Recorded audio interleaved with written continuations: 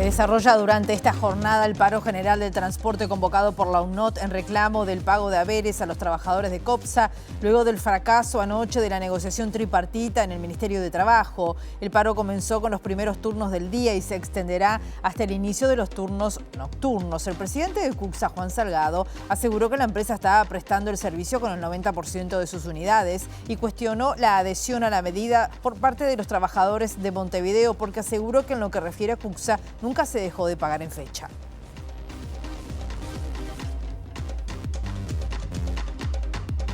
¿Qué tal? ¿Cómo están? Bienvenidas, bienvenidos a MBD Noticias. Comenzamos con la información con 18 grados a esta hora aquí en Montevideo. Una jornada que va a seguir con el cielo algo nuboso y nuboso, con baja probabilidad de precipitaciones, los vientos soplando del noreste entre 20 a 40 kilómetros por hora, con rachas de hasta 50 kilómetros por hora y una máxima anunciada por Inumet de 20 grados. Estamos viendo las cámaras del Centro de Gestión de Movilidad de la Intendencia. Sepan que en Obligado entre Silvestre Blanco y Rivera hay un corte total. En Carlos Roxlo, entre Paysandú y Uruguay, otro corte. En este caso se va a extender hasta mañana a las 17 horas.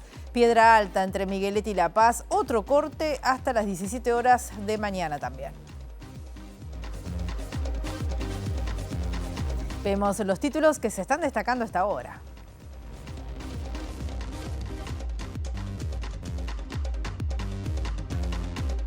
Montevideo y Canelones deberán acordar cómo distribuir los 45 millones de dólares que el gobierno central destinará a las transferencias departamentales tras el acuerdo logrado con el Congreso de Intendentes, dijo el jefe comunal de Canelones, Francisco Leñani. Bajo el nombre Evidencia para repensar la protección social y en el marco del diálogo social, se inició hoy un ciclo de seminarios en el que expertos y organizaciones de la sociedad civil analizan los datos sobre las proyecciones de población presentados por el Instituto Nacional de Estadística. El PIT-CNT entregó al Comité Ejecutivo del Diálogo Social sobre Protección y Seguridad Social un documento contundente con los principales puntos que está reclamando, como fijar la edad jubilatoria en los 60 años, eliminar el lucro de la seguridad social y aumentar las pasividades sumergidas. El Ministerio de Salud Pública decidió prorrogar por un año la intervención en el CASMU sin desplazamiento de autoridades y aseguró que no identificó riesgo asistencial. La intervención estará orientada a mejorar la situación económico-financiera de la mutualista. Asumió funciones este mediodía el nuevo presidente de la Unidad Agroalimentaria Metropolitana, José Saavedra, quien sustituye a Daniel Garín como representante de la Intendencia de Montevideo. En el acto estuvo presente el intendente capitalino Mario Vergara. El gobierno de Brasil afirma que se reserva el derecho a responder a Estados Unidos tras las últimas medidas anunciadas por el gobierno del presidente Donald Trump, según lo expresó el canciller norteño Mauro Vieira, luego de la reunión mantenida en Washington con el secretario de Estado, Marco Rubio, para intentar bajar la tensión diplomática entre ambos países. El intendente de Canelones, Francisco Leñani, dijo que es imperioso encontrar una solución para agilizar la movilidad del área metropolitana y que espera que gran parte de la obra esté finalizada o avanzada al final del quinquenio. Sobre el conflicto, la empresa COPSA entendió que la situación es compleja y desde el gobierno de Canelones se han buscado soluciones, dijo, desde hace años, con subsidios a boletos dentro del departamento, que a nivel de jubilados solo en 2024 implicó 15 millones de pesos para todas las compañías. En la medida de que el ómnibus es la entrada y la salida de una gran cantidad de canarios y canarios de la capital y que COPSA es una de las líneas que entra y sale a Montevideo, es complejo. Nosotros sí hemos aportado en términos de subsidios, pero el gobierno de Canelones aporta subsidios para la movilidad dentro del departamento, donde COPSA también circula. Dentro del departamento, por ejemplo, un jubilado dentro de Canelones viaja con 12 pesos solamente en el año 2024. Fueron 750.000 boletos que el gobierno de Canelones subsidió a jubilados con un subsidio de 15 millones de pesos a las empresas. Boleto gratuito para embarazadas, boleto gratuito a la persona, al acompañante de la persona en situación de discapacidad. La persona en situación de discapacidad viaja gratis, el acompañante no. El gobierno de Canelones subsidió 50.000 boletos y 1 millón de pesos de subsidio el año pasado. ¿Básicamente para COPSA? Para todas las líneas que circulan dentro del departamento. Consultado sobre la posibilidad de licitar algunas de las líneas de COPSA, Legnani dijo que las que entran y salen a Montevideo son competencia del Ministerio de Transporte. En este sentido, señaló que la definición de una propuesta de transporte metropolitano no admite más demoras. Hay 3 propuestas arriba de la mesa hoy en el Ministerio de Transporte. Una es que capaz que es la más conocida porque fue la primera que se presentó hoy en el Ministerio de Transporte del gobierno anterior, es el Tren Tram, que solamente abarca el eje Avenida Italia San Anastasio, un proyecto de ómnibus rápido con capacidad de 200 personas, que ahí cubre el eje Avenida Italia San Anastasio y 8 de octubre Camino Maldonado, que es otro cuello de botella de entrada y salida a Montevideo, y un tren aéreo. Son las 3 que tiene el Ministerio de Transporte arriba de la mesa. ¿En dónde estamos parados hoy? Un equipo técnico de la Intendencia de Montevideo, un equipo técnico de la Intendencia de Canelones y el Ministerio de Transporte están haciendo un trabajo de diagnóstico con el objetivo de antes de fin de año tener los pliegos prontos, licitar, comenzar la obra y si no tenerla terminada, por lo menos gran parte avanzada al final del quinquenio. Es imperioso encontrar una solución. Montevideo y Canelones deberán acordar cómo distribuir los 45 millones de dólares que el gobierno central va a destinar a las transferencias departamentales. Esto tras el acuerdo logrado con el Congreso de Intendentes. El jefe comunal de Canelones, Francisco Legnani, le dijo a MVD Noticias que reconoce el esfuerzo del Ejecutivo para poder destrabar las negociaciones que hasta ayer estaban trancadas. Veníamos de un fondo de asimetría del gobierno anterior de 20 millones de dólares. Este gobierno no solo puso los 20 millones de dólares absorbiendo el fondo de asimetría anterior, sino que lo incrementó en 60 más. Se va a distribuir 45 millones entre Montevideo y Canelones y 35 millones para el interior. Ahora vamos a ver entre las intendencias cómo es que se distribuyen esos montos. Son fondos contra proyectos que se van a ejecutar en el 27, 28 y 29. Por otra parte, Legnani destacó que ahora las intendencias tienen mayor control en definir el destino del Fondo de Desarrollo del Interior, que pasó del 40 al 45%, lo que da más autonomía. Eso implica que de este fondo hay una cierta cantidad de recursos que ronda los 50 millones de dólares, que se vuelcan sí al interior, pero que los administraba el Gobierno Nacional a través de su ministerio decía cómo aterrizaban en el interior. Y ese monto en el quinquenio, bueno, ahora son las intendencias que van a determinar también contra proyectos también que tienen que pasar por OPP, cómo lo ejecutan en el departamento. Esto no significa un incremento de recursos, significa distribuirlos distintos y que las intendencias pasen a tener de alguna manera autonomía para administrar estos puntitos. El presidente del directorio del Partido Nacional, Álvaro Delgado, consideró una buena señal el acuerdo alcanzado entre el gobierno y las intendencias sobre la base de una distribución más equitativa de las transferencias de recursos.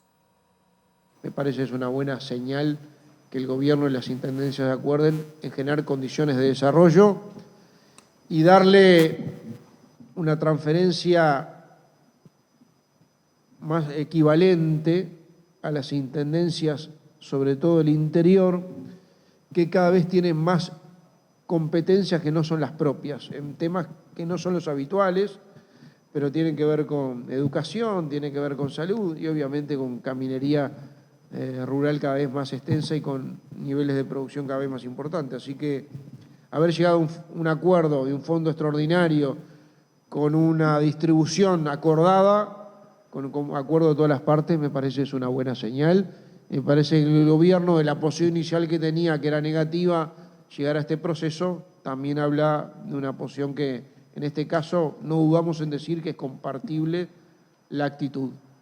En esto hay que ser muy franco, cuando estamos, como le vamos a decir ahora, en contra, y también cuando estamos a favor o calificamos positivamente algunas decisiones del gobierno o su actitud del gobierno. Bajo el nombre Evidencia para repensar la protección social y en el marco del diálogo social se inició hoy un ciclo de seminarios en el cual expertos y organizaciones de la sociedad civil están analizando los datos sobre las proyecciones de la población presentados por el Instituto Nacional de Estadística. Según explicó el coordinador de la Comisión Ejecutiva del Diálogo Social, hablamos de Hugo Bay, los cambios demográficos, sociales y económicos exigen la construcción de acuerdos con la mayor base social y política posible para poder transformar la matriz de seguridad social del país. Somos conscientes de que hay diferencias, de que hay matices, esto está claro, y naturalmente para eso es que justamente convocamos un ámbito de diálogo, ¿verdad? Quizá si pensáramos que hay un acuerdo ya instalado y mucho más amplio, no sería necesario este proceso. Nosotros somos optimistas en que dar una discusión de carácter político en este ámbito puede ayudar a acercar, sin desconocer lo que son esas diferencias y sin que nadie cambie su parecer, bueno, podemos encontrar algunos puntos comunes en esas visiones que nos permitan avanzar en cambios concretos, ¿verdad?, vinculados a protección a la infancia, a lo que es el sistema de cuidados, a algunos agujeros, diría yo, que tiene el sistema de protección a nivel de trabajadores y trabajadoras que están en actividad y, por supuesto, discusiones que quedaron planteadas sobre los cambios que se instrumentaron en la administración anterior en relación al régimen de jubilaciones y pensiones. Por lo tanto, hay un desafío bien grande. Como verán, es una agenda bastante amplia, pero al mismo tiempo vamos a tratar de que no se contamine de otros temas que también podrían ser abordados en este proceso, pero vamos a intentar centrarnos en esos desafíos que desde nuestro punto de vista son nudos centrales que tiene por delante el país para avanzar en una matriz de protección social más amplia, más inclusiva y remover algunas inequidades que hoy tiene nuestro sistema. Este viernes 1 tendrá lugar un encuentro en el Teatro Politeama de Canelones, mientras que el primer encuentro con organizaciones sociales será en la Ciudad de la Costa el próximo lunes 4 y luego en San José el jueves 7. Las otras sedes del ciclo de conversatorios serán Bella Unión, Salto, Paysandú, Rocha, 33 y Melo.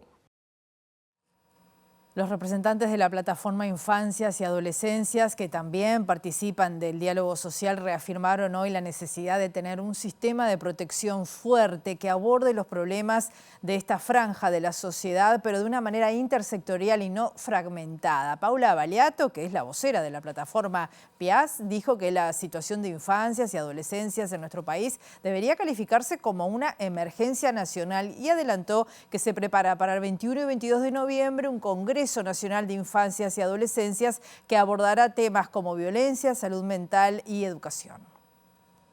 Para nosotros la situación de las infancias y las adolescencias es de emergencia nacional.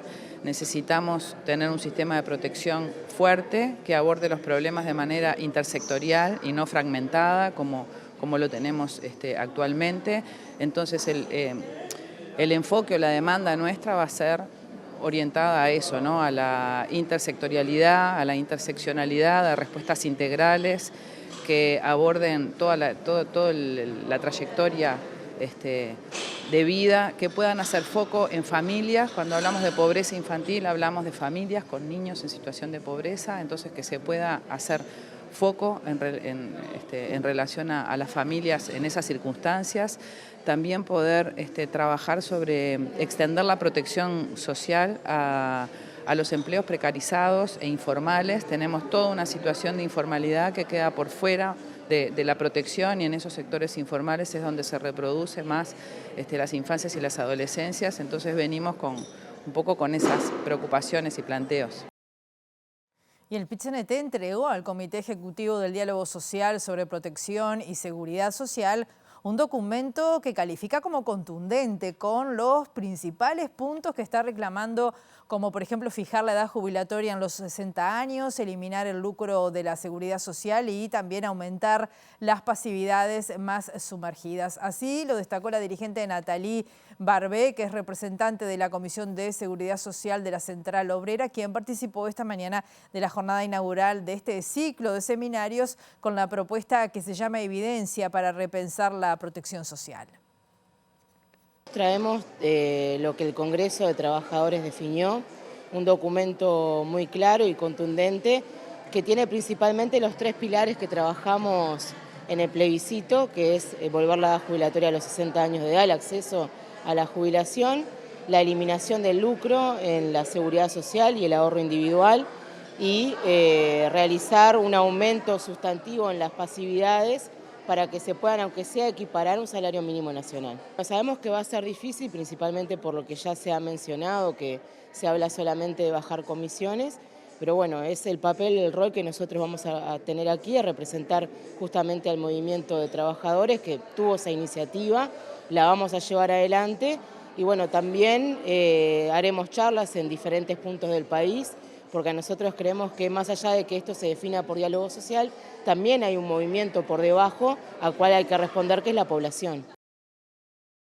La tasa de desempleo bajó en junio y se ubicó en 7,3%, esto según el Instituto Nacional de Estadística. En términos desestacionalizados, el empleo exhibió una leve baja y se situó en torno al 59,5%. La tasa de actividad, por su parte, también se retrajo. Estos datos surgen del informe del Instituto Nacional de Estadística sobre el mercado de trabajo del mes de junio. Allí se registra una baja en la tasa de actividad que refleja la evolución de las personas activas en el mercado de trabajo, que se situó en 64,2%. La tasa de empleo, por su parte, se ubicó en el 59,5% de la población en edad de trabajar. Según las estimaciones, en junio había más de 1.754.000 personas ocupadas. En lo que respecta al desempleo, se constató una caída de 5 décimas con respecto a mayo y se ubicó en 7,3%. Esta reducción estuvo en parte asociada al descenso de la oferta laboral.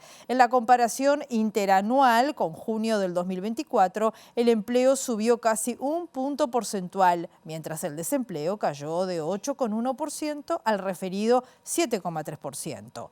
Esto implica que se crearon 33.500 empleos en el último año y que hay casi 14.000 personas menos desocupadas. Algunos datos destacados del informe, por ejemplo, el desempleo entre los jóvenes ascendió al 26%, mientras que la caída del desempleo es consecuencia de un retroceso de la participación laboral. Además, la informalidad se ubicó en 22%. El intendente de Montevideo, Mario Vergara, destacó que es posible trabajar en un cambio de la actual gobernanza de la Unidad Agroalimentaria Metropolitana para incorporar a la Intendencia de Canelones en la dirección. Vergara participó este mediodía en la ceremonia de asunción de José Saavedra como el nuevo presidente del directorio de la UAM. Tenemos cosas pendientes, incluso en el marco de la discusión sobre la gobernanza de la UAM, tenemos desafíos que hacen a la sustentabilidad y a la operativa cotidiana, tenemos el desafío de generar esa capacidad que permita repagar la deuda que la UAM tiene, sobre todo con el Banco República, de fruto de la inversión enorme y tan positiva que se ha hecho acá, pero estamos convencidos que con esta directiva vamos a estar en pleno diálogo y estas cosas van a avanzar sin duda. La directriz es mucho diálogo, tratar con todos los actores que están involucrados en la UAM de manera tal de hacer una operativa fluida y que sea sustentable y rentable para todos. Concretamente sobre la gobernanza de la UAM, ¿qué es lo que se está planificando hacer? Porque en su momento se habló sobre quitarle potestades a la Intendencia. Bueno, está claro que no es nuestra aspiración que se le quiten potestades, ni mucho menos. Fue una discusión política que se dio en el gobierno anterior, que nosotros planteamos en algún momento rediscutir, ¿verdad? Tiene que ver, sí, con la composición del directorio, con la representatividad, con la discusión incluso de la participación posible de la Intendencia de Canelones, porque estamos hablando de una unidad metropolitana en donde claramente también acá operan muchos productores que son de Canelones, ¿verdad? Son cosas, creo que no hay que encararlo en un terreno conflictivo ni confrontacional, sino en un terreno positivo de hacer una gobernanza que sea la mejor posible. Mariana Mota asume hoy como presidenta de la Institución Nacional de Derechos Humanos. En el Parlamento allí está nuestra periodista Abril Mederos. ¿Cómo estás, Abril? Bienvenida, buen mediodía. Gracias, Rosina. Buen mediodía. Sí, ya está tomando la palabra la nueva integrante del directorio de la Institución Nacional de Derechos Humanos y Defensoría del Pueblo, Mariana Mota, quien acaba de asumir aquí en una ceremonia aquí en el Salón de Eventos Especiales del Palacio Legislativo. Vamos a escucharla. Con la única interrupción de los 12 años de dictadura, nuestro país, bajo todas las administraciones que lo han gobernado, ha sido activo en el ámbito de elaboración y ratificación de convenios internacionales, donde se compromete con las demás naciones a respetar los derechos humanos. Y esa conducta de apego a los distintos instrumentos internacionales de protección a los derechos humanos incluye el compromiso expresamente establecido en cada uno de los convenios de adecuar la normativa interna a la protección acordada. Esa conducta estatal debe reflejarse en acciones efectivas, salir de la letra de los convenios y materializarse en las políticas públicas y de estas a la vida de las personas. Pero a diferencia de las leyes internas, que incluyen una consecuencia cuando no se cumplen, o los convenios internacionales relacionados con el comercio o cuestiones financieras, que encontraron manera de hacerse cumplir porque muchas veces incluyen sanciones con relevancia económica, las convenciones sobre derechos humanos reposan exclusivamente en la buena voluntad de los Estados para que, fronteras adentro, se respete lo firmado frente a otras naciones. Aun cuando se han constituido cortes internacionales, se han establecido mecanismos de relevamiento periódico de la situación de los derechos humanos en cada país, si al final de todos esos procesos un Estado decide no aceptar las recomendaciones o invoca normas de derecho interno para eludirlas o alega su soberanía como excusa para no ajustar su actuación a lo que dice una convención, nada puede hacerse. Incluso puede suceder que algún Estado lo señale con el dedo en ámbitos internacionales, pero eso tampoco lo obligará. Por eso, porque quienes siempre sufrirán las consecuencias de esa actitud estatal son las personas, individuales o colectivas, es que es tan importante que exista y se sostenga un amplio respaldo internacional de estas normas, pero también que vaya más allá de ese respaldo declarado y se verifiquen acciones efectivas para el cumplimiento y de protección, aceptando las observaciones de los relatores internacionales o acatando sentencias dictadas por cortes internacionales, luego de un proceso que no insuma tantos años, porque también allí los propios organismos internacionales dan el mal ejemplo en la falta de las garantías judiciales. Entonces, no solo se debe exigir a los Estados que suscriban los convenios de derechos humanos, sino que efectivamente los cumplan. Y, además, que reclamen de otros Estados que sean también consecuentes con las normas internacionales que ratifican, porque solo con una comunidad internacional que demuestre un amplio y unánime reconocimiento y protección de los derechos y libertades fundamentales es que se podrá garantizar que todas las personas sean respetadas en su individualidad y derechos dentro de cada Estado. Pero aún ese consenso internacional no es unánime ni constante.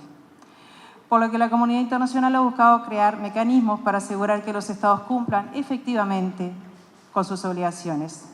Y uno de esos mecanismos son las instituciones nacionales de derechos humanos. Hace más de 30 años, la Declaración y Programa de Acción de Viena emanada de la Conferencia Mundial de Derechos Humanos en 1993 destacaba este instrumento de protección en particular, señalando su capacidad para asesorar a las autoridades competentes, su papel en la reparación de las violaciones a los derechos humanos, la divulgación de información sobre esos derechos y la educación en materia de derechos humanos. Y ese rol que le fue asignado a las instituciones que desarrollan en forma similar en más de 120 países es el que debemos practicar a lo largo y ancho del país desde nuestra institución nacional. Para ello, la institución, además de vincularse con los distintos organismos del Estado, debe constituirse como principal nexo y sostener un diálogo constante con la sociedad civil organizada. Las organizaciones no gubernamentales que trabajan por los derechos humanos contribuyen en forma sustancial en acrecentar el interés público de los derechos, dar a conocer situaciones donde estos se encuentren vulnerados y sugerir acciones para mejorar formas de protección. La institución debe ser un amplificador de esas voces colectivas, vinculando a las necesidades de la sociedad con los organismos estatales para buscar la mejor forma de satisfacerlas. La participación social en la gestión pública es un deber asumido por nuestro país desde el año 2009 con la firma de la Carta Iberoamericana de Participación Ciudadana. Es entonces un derecho de la sociedad el acceso a la información, la formulación de propuestas, el control de la elaboración, ejecución y evaluación de las políticas públicas que se formulen, y esto adquiere mucho mayor relevancia cuando estas políticas tienen relación con los derechos humanos. Es por tanto de gran importancia que la institución promueva esa participación, favoreciendo los ámbitos donde las organizaciones sociales puedan ser escuchadas, contribuyendo en la elaboración de propuestas, investigando las denuncias que se formulen sobre violaciones a los derechos humanos.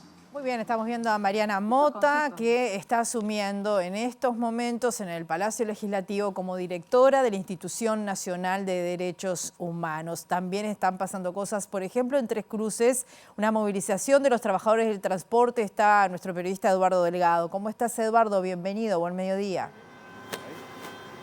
Así es, paro de transporte, Rosina, medidas por lo sucedido con la empresa COPSA, y estoy justamente con dirigentes de la UNOT para conocer primero, Marrero, bueno, qué evaluación hacen de esta parte de este paro que se está realizando. Bueno, la verdad que muy satisfechos, muy contentos con la participación de los trabajadores de transporte en todas las filiales, con la movilización y además con la adhesión de muchísimos compañeros de otros sindicatos. Mucha gente que nos está apoyando, no hay ninguna duda que la población en su conjunto entiende esta lucha y bueno, y eso nos da impulso para seguir. ¿Y cuál es la situación en cuanto a COPSA específicamente? ¿Hay habido alguna novedad de parte de la empresa por los adeudos? Si bien en el día de anoche se depositó el resto del salario que debía, la gran disyuntiva que hubo, la gran problemática que hubo, que no llegamos a un acuerdo para el pago del próximo salario que está muy cerca. Nosotros pedimos tiempos razonables, no teníamos ningún inconveniente que el pago fuera cuotificado, pero los tiempos razonables, no que no pasaran de un mes a otro. Bueno, la empresa no entendió esa parte, no pudo hacer el esfuerzo quizás, o no quiso hacer el esfuerzo para que eso sucediera, y bueno, nos encontramos en esta situación en el día de hoy, ¿no? Y Marrero, ¿alguna reflexión sobre comentarios de empresarios de transporte muy críticos de esta movilización?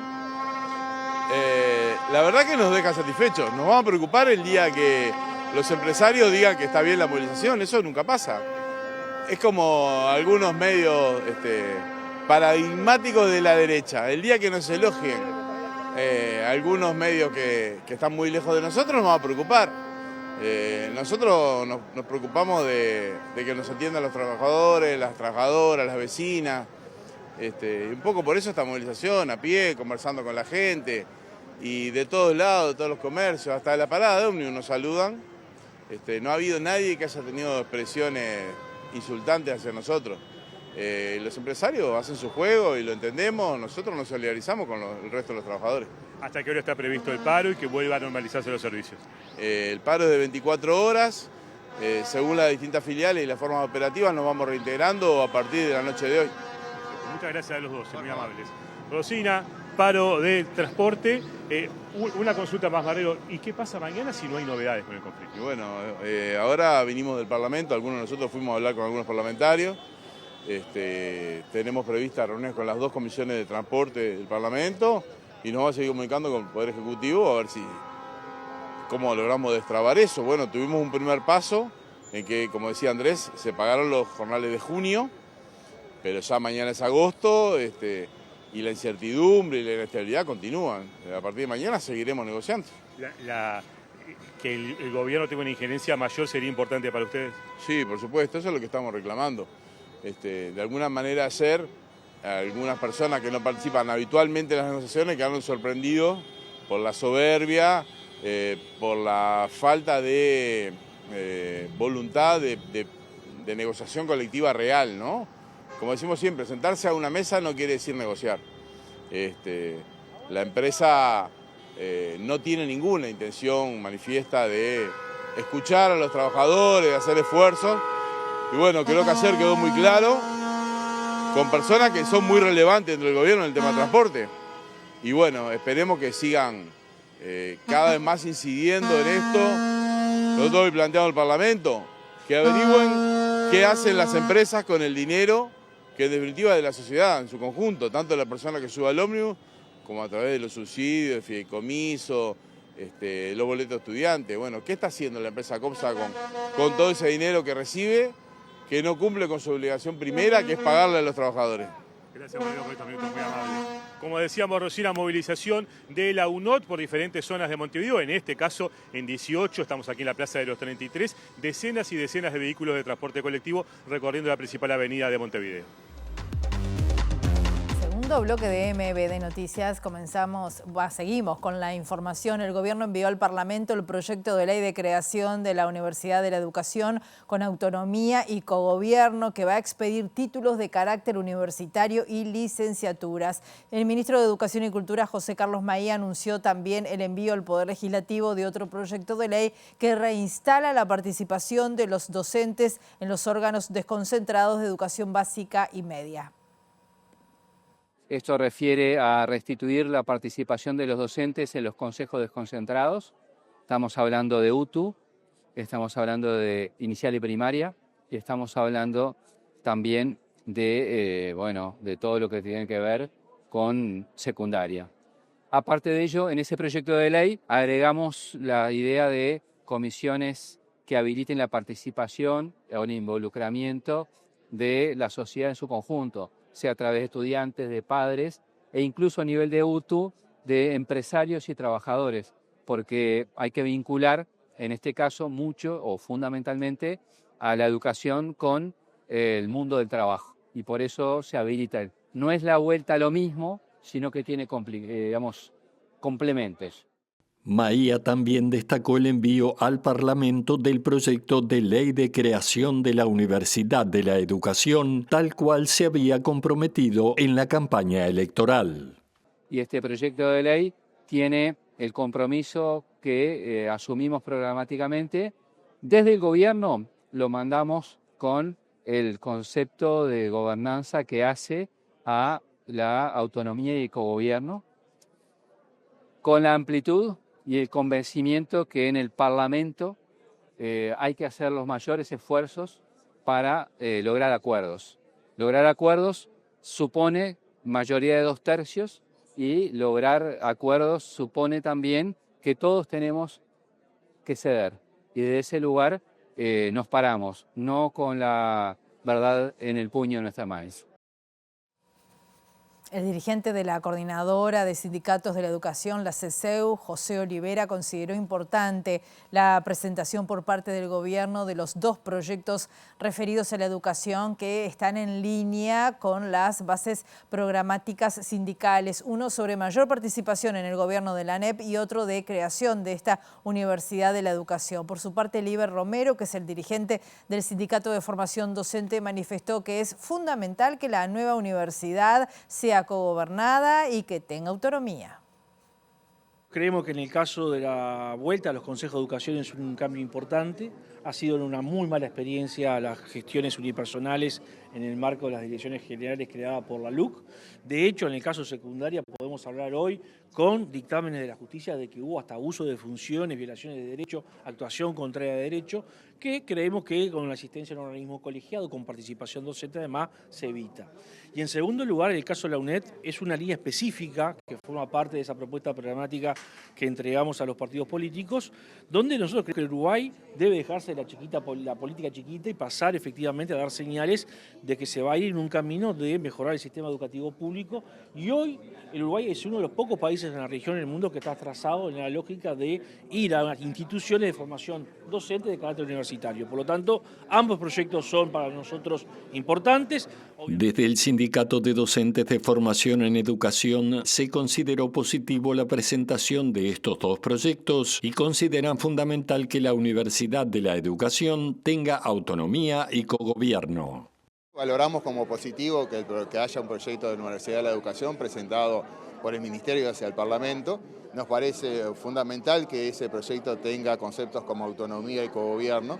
Sabemos que el tema de la gobernanza es un tema de discusión que va a tener el Parlamento y que en definitiva para nosotros la discusión tiene que ser con la sociedad toda, no solamente en el Parlamento. Y en torno a eso nosotros como sindicato estamos iniciando un proceso de conversatorios en donde en realidad el proyecto de ley lo conocemos recién hoy, o sea, en torno a sus contenidos específicos recién podríamos dar opinión después de analizarlo en particular. El Ministerio de Salud Pública decidió prorrogar por un año la intervención en el CASMU sin desplazamiento de autoridades y se asegura que no se identificó riesgo asistencial. En esta nueva etapa, la intervención estará orientada a la implementación de medidas concretas para mejorar justamente la situación económico-financiera de esta mutualista. Cambian los 3 interventores, pero con un perfil de reestructura, que la institución está en un proceso de reestructura y un modelo de gestión que le vaya dando una sostenibilidad financiera mucho más sólida. Nosotros seguimos como Ministerio de Salud Pública de cerca, la economista Gabriela Pradere es la directora del sistema de salud, que es quien le da continuidad y seguimiento. En esta etapa vamos a estar con el ministro Done y yo dando un seguimiento mucho más frecuente, viendo bien cuáles son todos los indicadores desde el punto de vista financiero, pero como Ministerio de Salud Pública, nuestro desvelo a la ciudadanía es siempre darles la garantía de que los 177.000 usuarios del CASMU tengan la mejor calidad asistencial. Hay problemas, como hay en otras instituciones, vinculados a tiempos de espera y otras dificultades, pero hoy en el CASMU están garantizadas las condiciones asistenciales. La economista Gabriela Pradere, presidenta de la Junta Nacional de Salud, aseguró que la situación económico-financiera del CASMU ha permanecido estable y ese fue el principal motivo para prorrogar la intervención un año más. La intervención ha sido positiva, los interventores han trabajado de manera adecuada con las autoridades actuales del CASMU, no hemos tenido problemas para acceder a la información. ¿Y hay un plan para una solución definitiva? Bueno, el plan, en la medida que la intervención es sin desplazamiento de autoridades, lo tiene que trazar la institución y sus autoridades, y el rol del Ministerio es acompañar, y de los interventores, es acompañar ese proceso. Estamos trabajando justamente en ver, y es el rol de esta nueva intervención, es profundizar en posibles medidas de reestructura que posibiliten mejorar la situación económica financiera hacia adelante. Último bloque de MB de Noticias. Seguimos con 22 grados a esta hora aquí en Montevideo. Nos convoca Abril Mederos desde el Parlamento. Recordemos que Mariana Mota acaba de asumir como directora de la Institución Nacional de Derechos Humanos. Abril está con ella. Adelante, Abril. Muchas gracias, Rosina. Exacto, como decís, y ya estamos con la nueva directora de la institución, a quien ya saludamos. Gracias, Mota, por estos minutos. Bueno, usted ya había estado ocupando este rol. ¿Cuáles son el espíritu con el que empieza esta tarea?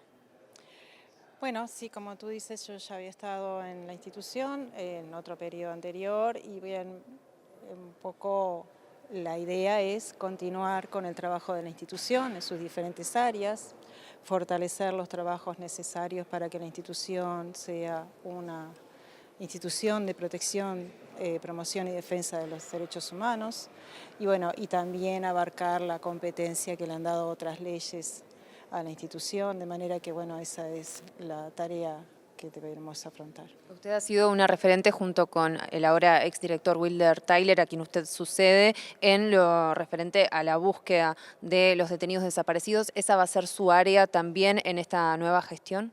Bueno, es de esperar que sí. Esa es una tarea que como tú bien dices, trabajamos juntos con el doctor Tyler en otra integración. Y bueno, lo deseable es que eso continúe ahora bajo mi dirección. Sin embargo, usted durante su discurso también mencionó otras áreas en donde le gustaría poner el foco, por ejemplo, el tema de las cárceles, ahí habló sobre el tema de la violación de derechos humanos, también mencionó la gente en situación de calle. ¿Cuáles son los aspectos donde usted le gustaría poner foco? Bueno, en realidad lo que pasa es que la institución tiene una competencia muy amplia justamente porque debe bregar y proteger y mirar por las efectivas garantías a todos los derechos humanos, pero indudablemente debemos dividirnos en ese trabajo para ser más efectivos. Lo que dije es porque en definitiva estoy hablando de la institución como tal y en realidad esos derechos que mencioné, más muchos otros, son competencia de la institución. Queda un desafío también en relación al tema de ayornarse a instancias internacionales, uno de los planteos que usted también hacía en el discurso, ¿no? Sin duda, porque justamente el compromiso que asume el Uruguay con las otras naciones del mundo en la protección de los derechos humanos debe efectivizarse en el quehacer interno del país y a su vez transmitirse y realizarse efectivamente en la vida de las personas, porque si no podemos tener los mejores convenios, pero si luego eso no se traduce en una vida digna para todas las personas, no tiene sentido. ¿Qué significaron las palabras de la vicepresidenta? Se la vio muy emocionada, sobre todo cuando destacaba su trayectoria. Bueno, agradecimiento por eso. En realidad el trabajo que he desarrollado lo he hecho siempre a conciencia y en el entendido de que tengo qué es lo que debo hacer como ciudadana y como parte ahora de un consejo directivo que trabaja por los derechos humanos. Mota, hace unos días se conoció que la información que había llegado sobre la posibilidad de unos restos en el comando de la Armada fue una información falsa. ¿Cómo se maneja en esos casos la información que recibe la institución? La información siempre se trabaja, se estudia, se analiza por los investigadores, luego también los antropólogos hacen el trabajo de campo relacionado a esas informaciones. Pero hay un trabajo previo de investigación que siempre es importante, muchas veces para no desgastar el trabajo tras determinadas pistas que luego no dan resultado, pero a veces es necesario desarrollar tareas de excavación para verificar si efectivamente esa información es real o no. Esto nos ha ocurrido en otras ocasiones. Recordaba, por ejemplo, años atrás lo que pasó en el Correo, cuando se hizo una excavación en el piso y finalmente sí había huesos, pero no eran huesos humanos. Entonces, a veces se descartan en la sola investigación y otras veces es necesario llegar a la excavación. ¿Qué tanto se puede avanzar en este periodo en lo que es la búsqueda de detenidos desaparecidos, teniendo en cuenta también el paso del tiempo, ¿no? Todo lo que se pueda, justamente, todo lo que se pueda, porque el paso del tiempo no solamente nos va degradando la información, sino que también y principalmente por el derecho de las víctimas y de sus familias. ¿Tiene expectativa que, como piden los familiares, aparezca información calificada y no seguir buscando a ciegas como lamentablemente se está haciendo desde hace años? Bueno, la expectativa siempre tiene que estar presente y la búsqueda de esa información calificada también tiene que desarrollarse especialmente. Pero no podemos paralizarnos si no tenemos la información calificada y debemos seguir buscando otra información. La institución ha sido muy crítica y ha seguido de cerca lo que está pasando en el INAU. ¿Qué impronta se le va a dar a partir de ahora? Bueno, esos aspectos más específicos preferiría poder trabajar primero en la institución para después poder opinar. Gracias.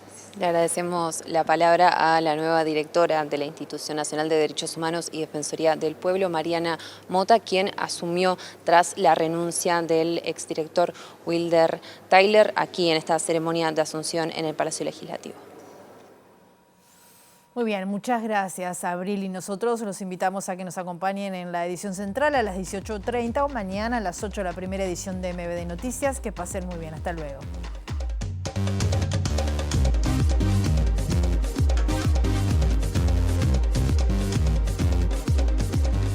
Montevideo y Canelones deberán acordar cómo distribuir los 45 millones de dólares que el gobierno central destinará a las transferencias departamentales tras el acuerdo logrado con el Congreso de Intendentes, dijo el jefe comunal de Canelones, Francisco Leñani.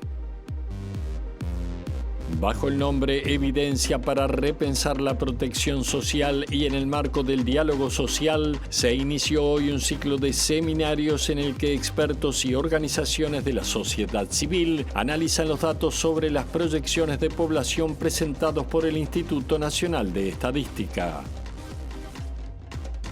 El PIT-CNT entregó al Comité Ejecutivo del Diálogo Social sobre Protección y Seguridad Social un documento contundente con los principales puntos que está reclamando, como fijar la edad jubilatoria en los 60 años, eliminar el lucro de la seguridad social y aumentar las pasividades sumergidas.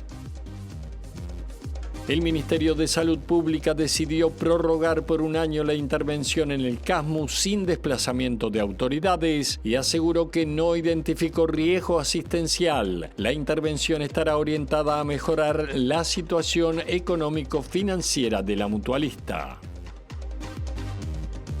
Asumió funciones este mediodía el nuevo presidente de la Unidad Agroalimentaria Metropolitana, José Saavedra, quien sustituye a Daniel Garín como representante de la Intendencia de Montevideo. En el acto estuvo presente el intendente capitalino Mario Vergara. El gobierno de Brasil afirma que se reserva el derecho a responder a Estados Unidos tras las últimas medidas anunciadas por el gobierno del presidente Donald Trump, según lo expresó el canciller norteño Mauro Vieira, luego de la reunión mantenida en Washington con el secretario de Estado, Marco Rubio, para intentar bajar la tensión diplomática entre ambos países. Se desarrolla durante esta jornada el paro general de transporte convocado por la UNOT en reclamo del pago de haberes a los trabajadores de COPSA, luego del fracaso anoche de la negociación tripartita en el Ministerio de Trabajo. El paro comenzó con los primeros turnos del día y se extenderá hasta el inicio de los turnos nocturnos.